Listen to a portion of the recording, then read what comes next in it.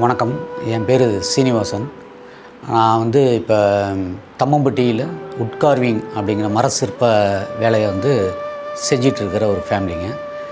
நான் 1992 இந்த தொழிலை நான் செஞ்சிட்ருக்கேன். அதுக்கு முன்னாடி எங்கள் அப்பாவை பேர் சந்திரன். அவர் state award, living treasurer award அப்படின்னு சொல்லி நிறைய அவார்டுகளை வாங்கின அவர். ஆனால் எங்கள் அப்பா காலத்துலேருந்தே நாங்கள் எக்ஸ்போர்ட் தாங்க பண்ணிகிட்ருக்கோம், வெளிநாடுகளுக்கு அனுப்புவோம். அப்பாவே 1981 ஜப்பானுக்கு ஏற்றுமதி பண்ணார். எங்கள் அப்பா எனக்கு குரு கிடையாது. எனக்கு எங்கள் தாத்தாவும் இந்த பட்டறையில் வேலை செஞ்ச ஒருத்தர் தான் இதோட. எங்கள் அப்பா என்ன பண்ணுறாருன்னா, நீ படிச்சுட்டு நீ வேலைக்கு போயிடணும், இந்த பட்டறைக்குள்ளே அவர் வரக்கூடாது. அதுதான் அவருடைய இது. எங்கள் அப்பாவோடைய மோட்டிவே அதுதான். இங்கே வேலைக்கு வரவே கூடாது அப்படிங்கிறது தான். அவர் என்னை என்கரேஜ் பண்ணவே இல்லை. என்னை நீ வெளியே போன்னு தான் சொல்லுவார். வெளியே போய் எங்கேயோ பொழைச்சிக்க, ஏதோ ஒரு வேலை செஞ்சுட்டு பொழைச்சிக்க, நான் இந்த பழப்பு என்னோட போகட்டும், இது என்னால் முடியாது அப்படிம்பாங்க.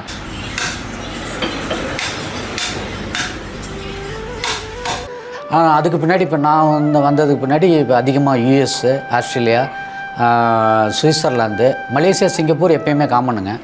கரண்ட் ப்ராஜெக்ட் பார்த்திங்கன்னா என்கிட்ட கனடாவில் இருக்கிற ஒரு ஒர்க்கு போயிட்டுருக்குங்க. அதுதான் இப்போ செஞ்சிகிட்ருக்கோம். மத்திய அரசு 2006 என்ன மாதிரி ஒரு 10 கலைஞர்களை கூப்பிட்டு போய் நாங்கள் ரஷ்யாவில் போய் மாஸ்கோவில் போய் இந்த டெமான்ஸ்ட்ரேஷன் பண்ணோம். அப்போ ஒரு மிகப்பெரிய ஏன்னா வெளிநாட்டுக்காரங்களுக்கு நம்ம ஒரு கீழே உட்காந்து சம்மணம் போட்டு அந்த வேலையெல்லாம் செய்கிறத பார்க்கும்போது அவங்களே ரொம்ப ஆச்சரியப்பட்டாங்க. அங்கே போய் நாங்கள் அந்த வுட் ஹவுசஸ் அந்த மாதிரியான ஒர்க்கெல்லாம் பண்ணோம். நிறைய வுட் கார்விங் நிறைய ப்ராஜெக்ட் அங்கே ஒரு 10 பேர் கொண்ட டீமுங்க. அதில் தமிழ்நாட்டிலேருந்து நான் மட்டும்தான் செலக்ட் ஆகியிருந்தேன். நானும் அந்த இதில் போய் பார்ட்டிசிபேட் பண்ணுவேன். அந்த மரங்கள் காவேரியுடைய பேங்க்ஸில் கிடைக்கிற மரங்கள் மட்டும்தான் நாங்கள் ரொம்ப நல்லாயிருக்கும், அதோட பதமாக இருக்கும், அது வேலை செய்கிறதுக்கு ரொம்ப இதமாக இருக்குங்க. அப்போ லைஃப் லாங்கும் அது இருக்கும். அப்படிங்கிறதுனால அந்த காவேரி பேங்க்ஸ் வாங்குவோம். அந்த கவர்மெண்ட் சைடுன்னு சொல்லிங்கன்னா எந்த ஒரு உதவியுமே கிடைக்காதமாக இருக்கும். ஏன்னா மரம் எடுத்துகிட்டு வரும்போது ஃபாரஸ்ட் டிபார்ட்மெண்ட்டில் பர்மிஷன் வாங்கணும்பாங்க, ரெவன்யூ டிபார்ட்மெண்ட்டில் பர்மிஷன் வாங்கும்பாங்க. அதாவது ஒரு வேலை செய்கிறதுக்குள்ளார அந்த ரா மெட்டீரியல் பர்ச்சேஸ் பண்ணுறதுலேருந்தே எங்களுக்கு தலைவலியாக தாங்க இருக்கும். தமிழ்நாட்டில் எங்களுக்கான மார்க்கெட்டிங் 1% கூட கிடையாதுங்க. ஏன்னா இந்த தமிழ்நாட்டில் இதை எவனுமே மதிக்கிறது இல்லை. அதுதான் ஒரு மிகப்பெரிய ஒரு கொடுமையாக இருக்கும். இது ஒரு சூழ்நிலை ரொம்ப கஷ்டமான ஒரு சூழ்நிலை. அப்போ அந்த 2020 அந்த கொரோனா டைம்லலாம் எங்கள் இதில் நிறைய பேர் வாழ்கிறதுக்கு வழி இல்லாமையாக 3-4 பேர் செத்தே போயிட்டாங்க.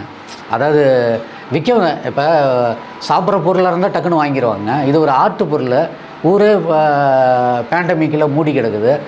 இதை நாங்கள் எப்படி விற்கிறதுன்னு சொல்லி தெரியல. என்கிட்ட வேலை செய்கிறவங்களுக்கு எதை கொடுக்குறதுன்னு எனக்கு தெரியல. என்கிட்ட இருந்த ஒரு விவசாய நிலத்தை விற்று தாங்க நாங்கள் சம்பளம் போட்டோம்.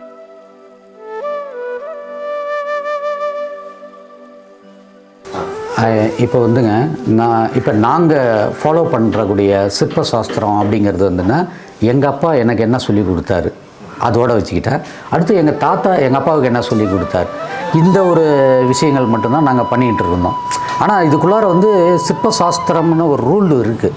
ஸோ இந்த அந்த ரூலான விஷயங்கள் நம்ம சரபோஜி மகாராஜா நூலகத்தில் சரஸ்வதி மகாலில் இருக்குது. அதோடைய நூல் இருக்குது. இப்போ இசையில் தாளம் மாதிரி எங்களுக்கு முதன்மை தாளம், 2ஆம் தாளம், 3ஆம் தாளம் அப்படின்னு தாளம் வகை இருக்குது.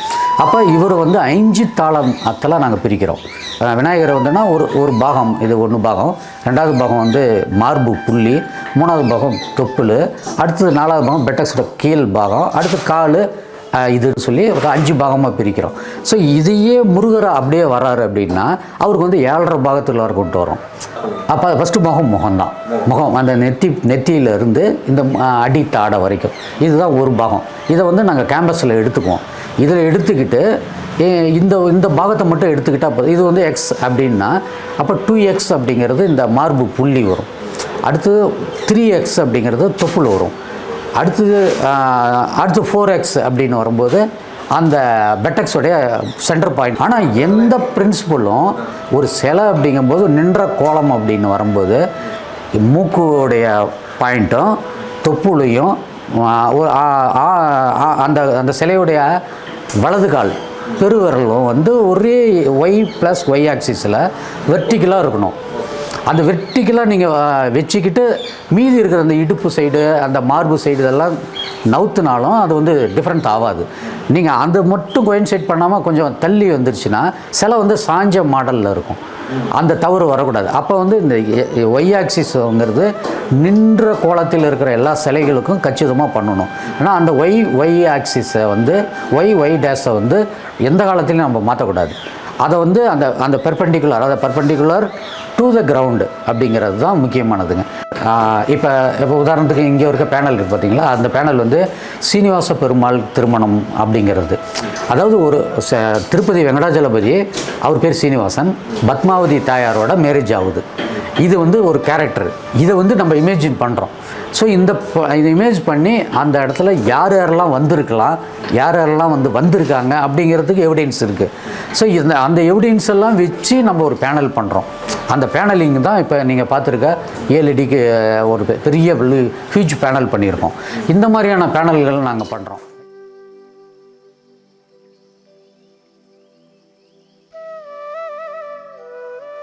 இப்போ நம்ம தம்மம்பட்டி உட்கார்விங்கிறது இது ஒரு சின்ன ரூரலான ஒரு ஏரியா. இதை வந்து இப்போ இந்த ப்ராஜெக்ட்டுக்காக என்னை வந்து ஒரு 6 மாதத்துக்கு முன்னாடி ஹர்ஷினி அப்படிங்கிற அவங்க ப்ராஜெக்டில் கோஆர்டினேட்டர் அவங்க தான் என்னை கான்டாக்ட் பண்ணுறாங்க. சார் உங்களை பற்றி நாங்கள் கேள்விப்பட்டிருக்கோம், உங்களை பற்றி பார்த்துருக்கோம், அதை வந்து நீங்கள் எப்படி பண்ணுறீங்க, என்ன பண்ணுறீங்க? ஏன்னா ஒரு 6 மாதம் ஒருத்தர் வந்து மானிட்டரிங் பண்ணுறதுங்கிறது அவ்வளோ ஈஸியான விஷயம் இல்லைங்க, சோசியல் மீடியாவில் கிடையாது. அப்போ நீங்கள் வந்து உங்களுடைய ஒர்க்கை வந்து நீங்கள் அதுக்குள்ளார கொண்டு போனால் தான் நீங்கள் வந்து ஃபைனான்சியலாக ஜெயிக்க முடியும் அப்படிங்கிற ஒரு இடத்த நீங்கள் காமிச்சு அதுக்கான முயற்சியை எடுத்து ஒரு சின்ன, அதாவது இது வந்து எதுவுமே இல்லாத ஒரு சாதாரண தொழில், சாதாரண ஒரு கிராஃப்ட்டு. இந்த கிராஃப்டை வந்து நீங்கள் டெவலப் பண்ணி இந்த யங் வயசில் அதை பற்றியான ஒரு புரிதல் இருந்து அதை கொண்டு வந்து கொடுக்கணும்னு நினைக்கிற உங்களுக்கு வந்து உண்மையாலுமே அதை பாராட்டணும்.